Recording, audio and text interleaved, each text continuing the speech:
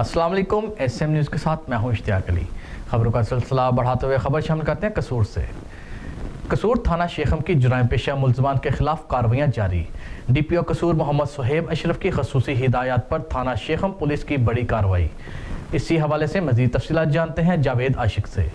जी जावेद, बताइएगा क्या तफसीलात हैं आपके पास? जी, मैं आपको बताता चलूँ, कसूर थाना थेशेहम का मंशियात फरोशों के खिलाफ गिरफ्तार तंग करते हुए SHO थाना थेशेहम राउत लिशाद अली ने टीम के हमरा बदनाम ज़माना मंशियात फरोश को गिरफ्तार कर लिया।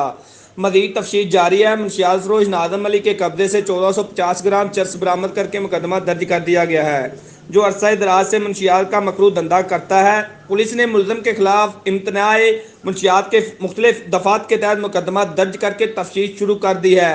थाना थेशेहम को अच्छी कारकर्दगी पर SHO राउत दिलशाद को DPO कसूर ने शाबाशी दी। कैमरा टीम के साथ सरदार जवेद शिकडोगर, SM न्यूज़ कसूर। बहुत शुक्रिया जावेद तफसीलात से आगाह करने के लिए। अब तक के लिए इतना ही। मज़ीद खबरों के लिए देखते रहिए SM न्यूज़।